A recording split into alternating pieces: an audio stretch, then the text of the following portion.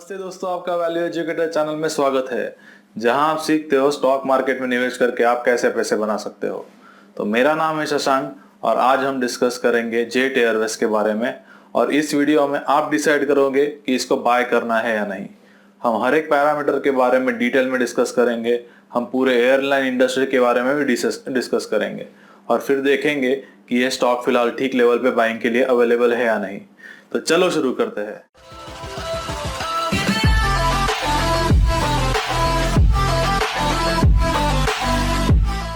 Jet Airways का business जो है वो एयरलाइन इंडस्ट्री से कनेक्टेड है।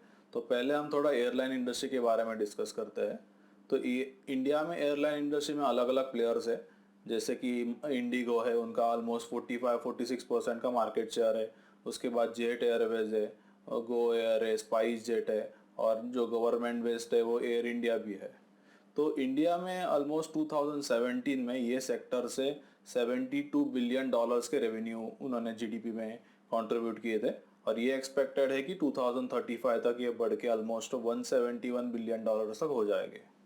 बट इंडिया में ये काफ़ी अंडर पेनिट्रेट सेक्टर है, यानी मोस्ट ऑफ द लोग एयरलाइन से ट्रैवल करना प्रेफर नहीं करते। और इसमें अराउंड जो टोटल मार्केट है उसका 65% मार्केट सिर्फ लो कॉस्ट कैरियर्स यही कंट्रीब्यूट करते हैं। तो लो कॉस्ट कैरियर्स यानी जो अपने टिकट काफ़ी सस्ते दामों पे बेचते हैं और ज़्यादा सर्विसेज वो कंपेरेटिवली ऑफर नहीं करते, इसको लो कॉस्ट कैरियर बोलते हैं। और दूसरा टाइप होता है फुल कैरियर सर्विस। तो उसमें उनके टिकट्स के रेट भी थोड़ा ज़्यादा होते हैं और उनकी सर्विसेज भी ज़्यादा होती है। जैसे कि जेट एयरवेज ये एक फुल फ्लेज या फुल सर्विस कैरियर है। तो उसमें जैसे कि आपको पता होगा कि वो डिनर भी साथ टिकट के कॉस्ट के साथ में ही देते हैं।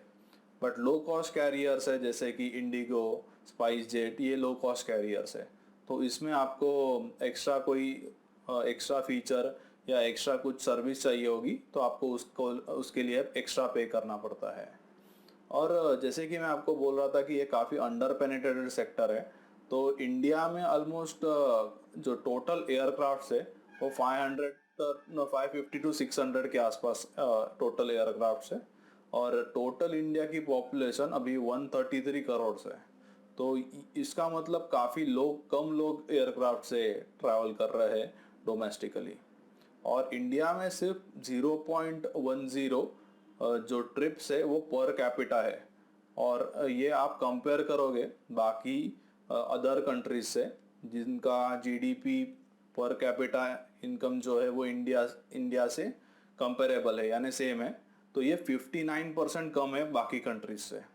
तो इसका मतलब यही है कि इंडिया में काफ़ी ज़्यादा आगे जाके ग्रोथ हो सकती है सेक्टर में, क्योंकि अभी भी हम ज़्यादा यूज़ नहीं कर रहे एयरक्राफ्ट का ट्रैवल करने के लिए विद इन द कंट्री। हम लोग कार्स यूज़ करते हैं या इंडियन रेलवेज का यूज़ करते हैं ये सारा करने के लिए।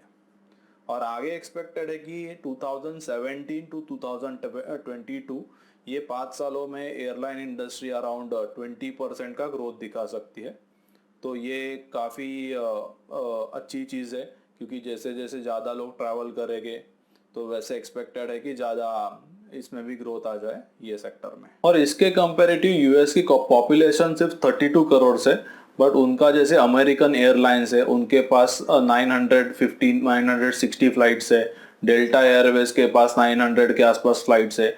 और टोटल उनकी जो फ्लाइट्स है वो अराउंड 7,500 टोटल फ्लाइट्स यूएस में ही है। और उनकी पॉपुलेशन सिर्फ 32 करोड़ तक की है। तो ये देख के हमें समझता है कि इंडिया में काफ़ी ये सेक्टर अंडर पॉपुलेटेड है और इसमें आगे जाके बहुत ज़्यादा ग्रोथ हो सकती है। अभी हम एयरलाइन इंडस्ट्री में जो अलग अलग टर्म्स यूज़ करते हैं उसके बारे में डिस्कस करेंगे और जो हमें फाइनेंशियल्स देखने में और उनका जो वैल्यूएशंस करना है उसमें काफ़ी हेल्पफुल हो सकता है। तो पहला जो टर्म है उसको बोलते हैं ASK यानी अवेलेबल सीट किलोमीटर। तो इसका जो फॉर्मूला है वो टोटल जितने सीट्स अवेलेबल है वो मल्टीप्लाइड बाय एयरक्राफ्ट ने कितने किलोमीटर ट्रैवल किए हैं।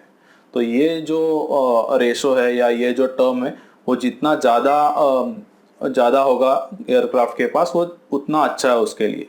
यानी सपोज एक एयरक्राफ्ट के अंदर 100 सीट्स है और वो एयरक्राफ्ट 100 किलोमीटर उसने ट्रैवल किया है तो उसका जो टोटल आंसर आएगा वो 10,000 आएगा। और हमें ये भी देखना है कि एयर जो कंपनी है उसके पास में कितने एयरक्राफ्ट्स है, तो वो ASK उतना ज़्यादा बढ़ जाएगा।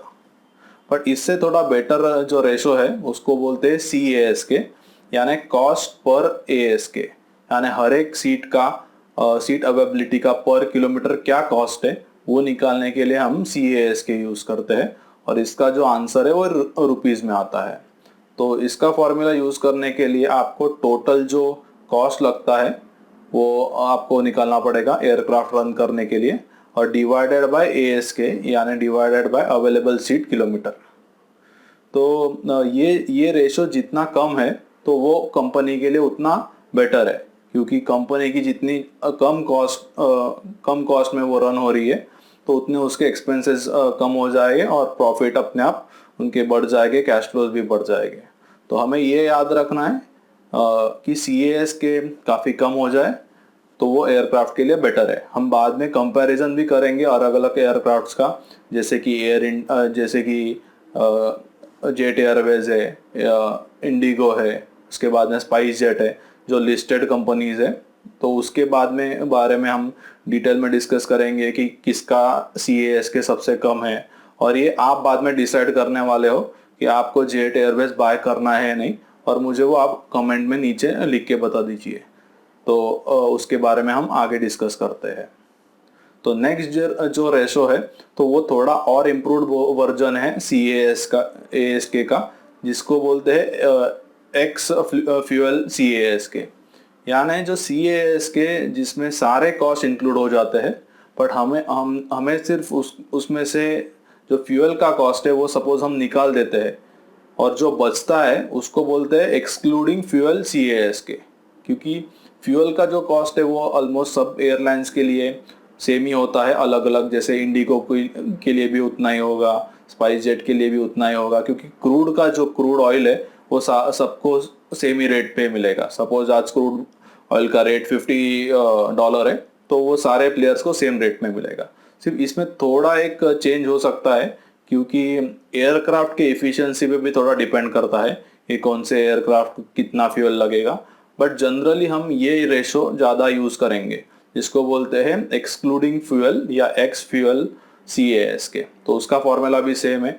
सिर्फ जो आपका फ्यूल का कंजम्पशन जो है वो निकाल दो, टोटल कॉस्ट जितना है उसका वो निकाल दो आपके टोटल कॉस्ट से, तो आपको जो आंसर मिलेगा वो आपका होगा आपका टोटल एक्सपेंसेस एक्सक्लूडिंग फ्यूल, और आप उसको ASK से डिवाइड कर दो तो आपको वो CASK मिल जाएगा एक्सक्लूडिंग फ्यूल। और थर्ड और एक इम्पॉर्टेंट रेशो है, उसको बोलते रेवेन्यू पर ASK, यानी RASK। तो ये जितना ज़्यादा है इसका मतलब आपको पर सीट पर किलोमीटर क्या रेवेन्यू मिल रहा है, और ये जो आंसर आएगा वो भी रुपीज़ में, सिमिलरली जो आपका CASK का आंसर है जो भी रुपीज़ में था। तो CASK हमें सबसे कम चाहिए, क्योंकि कॉस्ट हमें सबसे कम करनी है, और RASK यानी रेवेन्यू पर सीट पर जो अवेलेबिलिटी है पर किलोमीटर की वो सबसे ज़्यादा चाहिए। तो ये दो चीज़ें आप याद रखो, हम इसके बारे में डिस्कस करेंगे। CASK सबसे कम चाहिए क्योंकि कॉस्ट सबसे कम होना चाहिए, इसीलिए ताकि आपके प्रॉफिटेबिलिटी बढ़ जाए, और RASK जो है रेवेन्यू जो है पर किलोमीटर सीट अवेलेबिलिटी का वो काफ़ी ज़्यादा चाहिए। इसके अलावा और एक रेशो है जिसको बोलते हैं इंटरेस्ट कवरेज रेशो। ये पर्टिकुलर एयरलाइन इंडस्ट्री के बारे में नहीं है, जनरली वैल्यूएशंस के लिए हमें यूज़ करते हैं, बट मोस्टली एयरलाइन इंडस्ट्री में काफ़ी डेट रहता है, तो हमें ये रेशो थोड़ा पता होगा तो हमें वो बेटर होगा वैल्यूएशंस करने में। तो इंटरेस्ट कवरेज रेशो का फॉर्मूला है आपका जो EBITDA रहेगा, आपका जो प्रॉफिट रहेगा, नेट प्रॉफिट के पहले, टैक्स के पहले जो रहता है, earning before income tax and depreciation और अमोर्टाइजेशन, तो वो डिवाइडेड बाय आपका जो टोटल एक्सपेंसेस है इंटरेस्ट के लिए। तो आपने ये कैलकुलेशन किया तो आपको मिल जाएगा इंटरेस्ट कवरेज रेशो, यानी आपकी कंपनी क्या स्टेट में है, आपका इंटरेस्ट का जो कॉस्ट है वो आगे जाके उसको रीपे करने के लिए, क्योंकि एयरलाइन जो ये इंडस्ट्री है उसमें काफ़ी डेट रहता है, क्योंकि वर्किंग कैपिटल रिक्वायरमेंट ये इंडस्ट्री की काफ़ी ज़्यादा रहती है, एयरक्राफ्ट लेने के लिए भी उनको डेट लेना पड़ता है। तो हमें ये देखना है कि ये इंटरेस्ट कवरेज रेशो जितना ज़्यादा है उतना बेटर है, क्योंकि वो हमें सिग्निफाई करता है कि कंपनी कितने अच्छे पोजीशन में है जो अपनी डेट रीपे कर सकता है। और ये रेशो सपोज 0 के आसपास रहेगा तो ये बहुत ही खराब है, क्योंकि इसका मतलब आपका ईबिटा या आपका जो प्रॉफिट है वो ऑलमोस्ट 0 है और आपकी डेट बहुत ज़्यादा है। डेट यानी आपका जो इंटरेस्ट है डेट के ऊपर वो काफ़ी ज़्यादा है।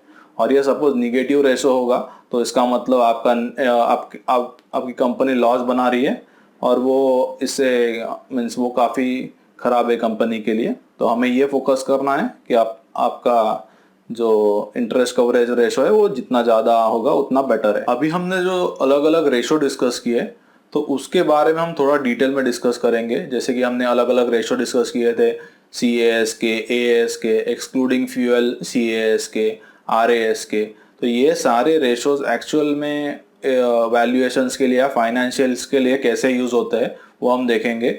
और सपोज AS के यानी अवेलेबल सीट कैपेसिटी इंडिगो का कुछ पर्टिकुलर नंबर है वो हम कंपेयर करेंगे जेट एयरवेज से या कंपेयर करेंगे स्पाइस जेट से। सिमिलरली उनके उनके जो कॉस्ट है excluding fuel cost per seat पर किलोमीटर के लिए क्या लगता है, वो हम तीनों जो प्लेयर्स है जो लिस्टेड है स्टॉक एक्सचेंजेस में, जैसे कि इंडिगो है, स्पाइस जेट है और जेट एयरवेज है, तो इनके सारे पैरामीटर्स हम लोग लास्ट 3 सालों में कंपेयर करेंगे।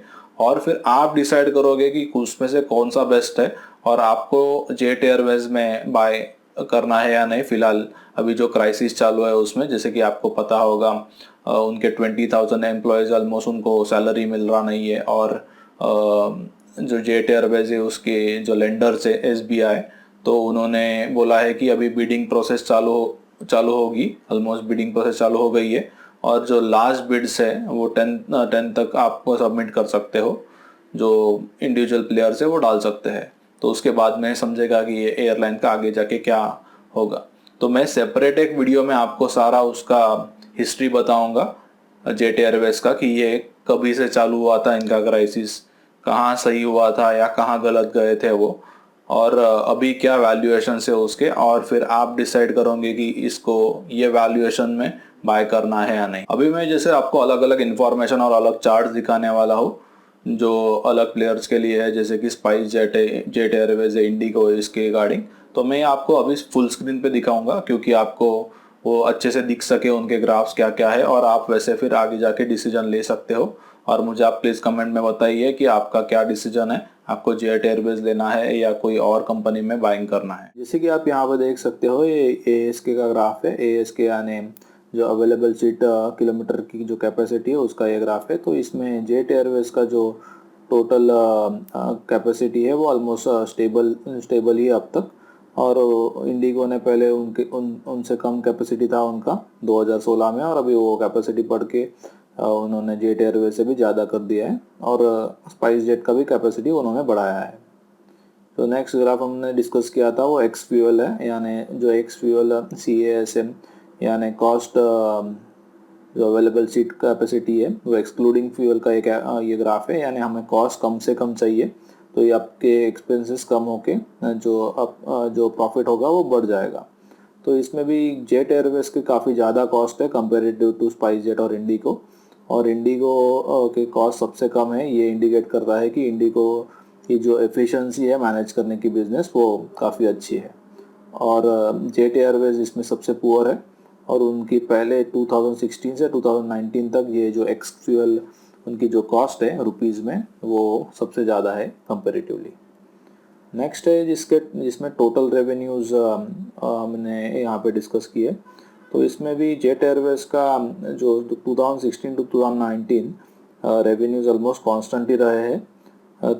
और इंडिगो के इसमें काफ़ी अच्छे से इम्प्रूव होके अभी वो सबसे आगे हाईएस्ट रेवेन्यूज़ अर्न कर रहा है। तो ये दिखा रहा है कि इंडिगो काफ़ी ग्रो किया है कंपेरेटिव टू जेट एयरवेज, जिसमें उनके रेवेन्यू स्टैग्नेंट या स्टेबल है। ये लोड फैक्टर और एक नया ग्राफ है। तो इसमें मैं आपको बताता हूँ लोड फैक्टर यानी जो सपोज एक फ्लाइट में 100 सीट्स है तो 100 सीट्स में से कितने सीट्स ऑक्यूपाइड होते हैं उसको बोलते हैं लोड फैक्टर। तो सपोज 90 सीट्स ऑक्यूपाइड हो गए रह गए तो उसको बोलते हैं 90% लोड फैक्टर, 95 हो गए रह गए तो 95% लोड फैक्टर। तो आज आप इसमें देख रहे होगे तो आपको दिख रहा होगा कि जो स्पाइस जेट है तो उसका लोड फैक्टर सबसे बेस्ट है इंडस्ट्री में। ऑलमोस्ट वो 90% 95% के आसपास ऑपरेट करते हैं। और उसके बाद में इंडिगो है, उन्होंने भी काफ़ी इम्प्रूव किया है अपना लोड फैक्टर, तो 85% टू 87 90% तक इंडिगो भी ऑपरेट करता है। और इसमें भी सबसे कम जेट एयरवेज है, वो अराउंड 80 टू 83% तक ऑपरेट करता है अपना टोटल कैपेसिटी के, जो सीट फिलिंग कैपेसिटी है उनकी, जिसको लोड फैक्टर बोलते हैं। ये ग्राफ से आप देख सकते हो कि इंडिगो की जो ग्रॉस डेट है टोटल उनकी डेट वो काफ़ी कम है जेट एयरवेज से। और जेट एयरवेज की डेट ऑलमोस्ट 10,000 से ज़्यादा थी, 11,000 12,000 के आसपास थी 2016 में। अभी वो थोड़ा कम होके उनकी फ़िलहाल की डेट जो है वो अराउंड 8,500 करोड़ के आसपास है, बट स्टिल वो बहुत ज़्यादा है कंपेयर टू इंडिगो। तो इससे दिख रहा है हमें कि जेट एयरवेज एक बहुत ही डेट रिडन कंपनी है कंपेयर टू इंडिगो। और ये जो नेक्स्ट चार्ट है यहाँ पे आप देख सकते हो कि एक्चुअल जो उनकी नेट डेट है इंडिगो की वो निगेटिव है। इसका मतलब वो कैश पॉजिटिव कंपनी है कंपेयर टू आप जेट एयरवेज को कंपेयर करोगे तो उनकी जो नेट डेट है वो ऑलमोस्ट 8,000 करोड़ 7,500 8,000 करोड़ के आसपास है। तो वो इससे ये दिख रहा है कि उनके जो कैश है जेट एयरवेज के पास वो बहुत ही कम अवेलेबल है कंपेयर टू इंडिगो के पास काफ़ी ज़्यादा कैश है, यानी उनका जो टोटल डेट है उससे भी ज़्यादा कैश उनके पास अवेलेबल है, तो वो इजीली सर्विस कर सकते हैं वो डेट। अभी यहाँ पे जैसे मैंने आपको मेंशन किया था इंटरेस्ट कवरेज रेशो क्या है, तो वो जितना ज़्यादा होगा उतना बेटर है। तो आप यहाँ पे देख सकते हो कि इंडिगो का इंटरेस्ट कवरेज रेशो काफ़ी अच्छा है, हालांकि वो थोड़ा गिर गया था बीच में 2015 के बाद, बट स्टिल वो काफ़ी अच्छा है, 5 के ऊपर है वो। और जेट एयरवेज का ऑलमोस्ट 1 या 2 है, तो ये इंडिकेट कर रहा है कि उनको काफ़ी डिफ़िकल्टी आ सकती है लॉन्ग टर्म की जो उनकी डेट है वो रीपे करने में। और स्पाइस जेट का भी अभी पहले निगेटिव था, अभी वो बढ़ गया है निगेटिव। इसका मतलब वो पहले लॉस बना रहे थे और अभी वो प्रॉफिटेबल कंपनी हो गई है, इसलिए उसका इंटरेस्ट कवरेज भी बढ़ गया है और अभी वो 5 के ऊपर ऑलमोस्ट 6-7 के आसपास है। तो इसमें भी एक्चुअली जेट एयरवेज का परफॉर्मेंस काफ़ी पुअर है। और इसमें लास्ट में हम देखते हैं कि उनका हर एक का मार्केट शेयर क्या है। तो जैसे कि आप देख सकते हो ब्लू लाइन जो है जेट एयरवेज की, तो उनके पास पहले ऑलमोस्ट 30% तक का मार्केट शेयर था 2013 में, और वो बाद में गिर के अभी ऑलमोस्ट 15% 16% तक आ गया है। और कंपेयर करोगे आप इससे तो इंडिगो जो जिनका मार्केट शेयर पहले काफ़ी कम था, अराउंड 20% के आसपास था 2012-13 में, और अभी वो बढ़ के अभी 46% करंट मार्केट शेयर है उनका 2019 में। तो इससे दिख रहा है कि उन्होंने कितना अपना कंपनी अच्छे से ग्रो किया है और वो मार्केट शेयर उनका बढ़ गया है। या जैसे इसमें आप किंगफिशर भी देख सकते हो, तो किंगफिशर एक्चुअली 2013 में शट डाउन हो गई थी। हम नेक्स्ट वीडियो में ये सारी चीज़ें डिटेल में डिस्कस करेंगे और ये भी देखेंगे कि फिलहाल जो जेट एयरवेज में क्राइसिस जैसी सिचुएशन आ गई है, ऑलमोस्ट 20,000 एम्प्लॉयज़ है उनको सैलरी नहीं मिली है, और ये उसका रीजंस क्या है और उसका आगे जाके अभी क्या हो सकता है। मोस्टली क्लियरिटी हमें 10 मई को मिलेगी, बट जो प्रीवियसली भी काफ़ी बार ऐसा एयरलाइन इंडस्ट्री में हुआ है, जैसे कि 2013 में किंगफिशर शट डाउन हो गई थी, तो हम देखेंगे कि क्या सिमिलरिटीज़ है ये केस में, और फिर वैसे ही आप सारा स्टडी करके आप डिसाइड कर सकते हो कि आपको इसमें बाइंग करनी है या नहीं।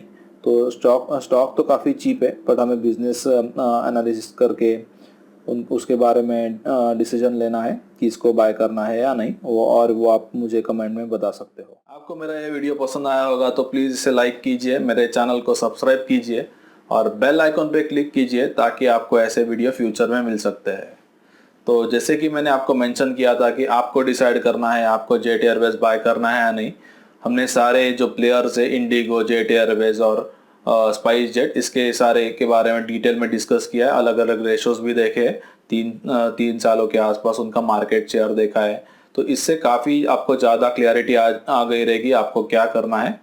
तो आप मुझे कमेंट सेक्शन में बताइए आपको जेट एयरवेज बाय करना है ये ऑलमोस्ट रेट पे, या आपको कोई अलग प्लेयर बाय करना है इंडिगो या स्पाइस जेट, या आपको सारे अवॉइड करने हैं। तो ये आप मुझे बताइए, तो आपके साथ वैसे मैं जो मेरा नॉलेज है वो शेयर कर सकता हूँ। तो फिलहाल ये वीडियो में उतना ही। हम नेक्स्ट वीडियो में कुछ अलग कंपनी देखेंगे और उनका पूरा डिटेल में एनालिसिस करेंगे।